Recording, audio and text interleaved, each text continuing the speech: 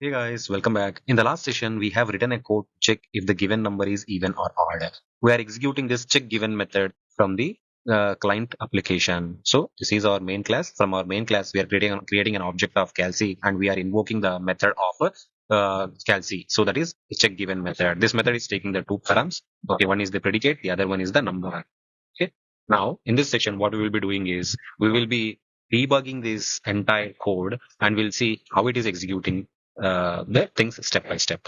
Okay, so if you want to debug anything, what you have to do is you have to go to that line number. For example, I want to put the debug point at this line number. What I'll do is I'll directly go to this line. So exactly opposite of this line is a blue screen over here, right? So you have to double click on that. Okay, so you have added it. So when you see this no blue breakpoint, when you see the blue dot, so you can assume that you have added a breakpoint over there. And if I want to add the line, if I want to add a breakpoint at this line number 17, what I'll do is I'll go to this adjacent left side. I'll go to the left side.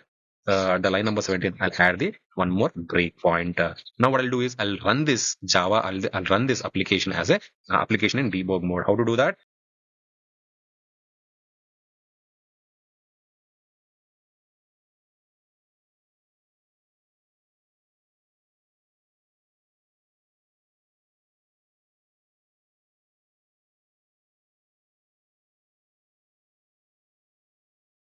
Debug as a Java application.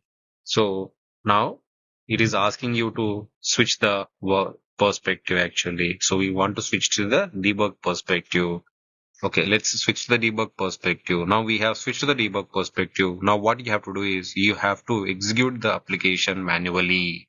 Okay, before JVM used to do that. Now what you have to do is you have to execute the application manually and you have to check how the things are happening, how the things are executing it.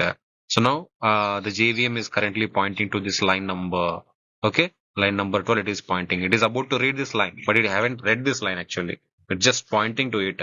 So once it is coming to the next line, it's read this calc. So let's see that. Like, if I want to go to the next line, so we have a command called F6, or you can use this arrow mark actually. So F6, you can go here. So now you can see here. So calc object is created and the memory space is created for the calc object. Now the next line. So it is, we have provided the implementation for the predicate, right? That line will be about to read. Now we have read the line and we have got some reference of that line. Okay, and we have a next statement int number equals to 24.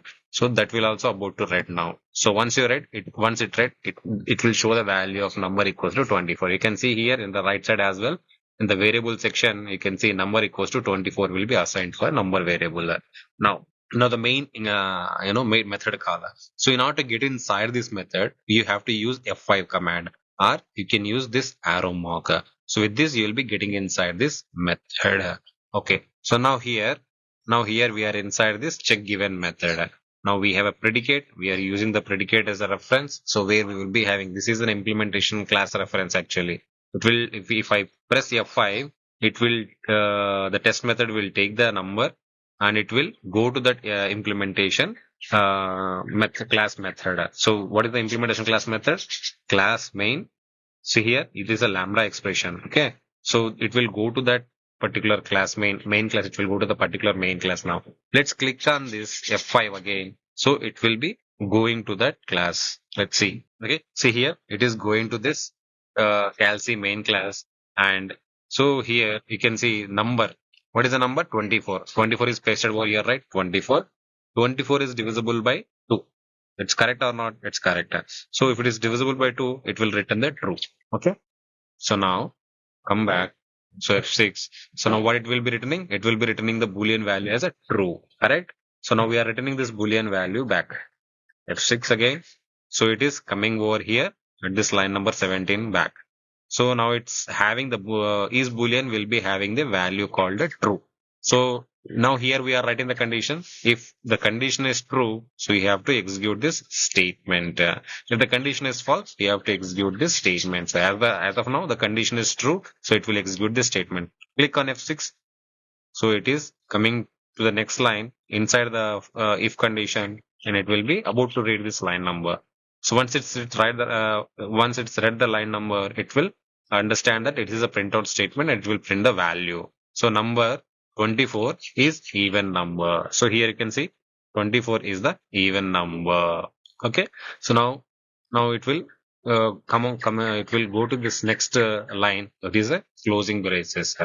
So closing braces. So there is no other statement after the if condition. So now it will terminate the program execution. So terminated. You can see here, right, the left side, it is terminated the program execution. Okay. That's all. So this is how you have to, in this way, you have to debug the code actually. Okay. For any application, if it is a normal application, you have to debug like this one. If it is a, like, Spring Boot application, I'll teach you how to debug the things in a Spring Boot application. Until then, thank you for watching. I hope you understand this debug thing. In the next session, we will be learning the one more concept. Okay. Till then, thank you for watching. Please subscribe and watch the videos regularly and share with your friends as well. Thank you for watching.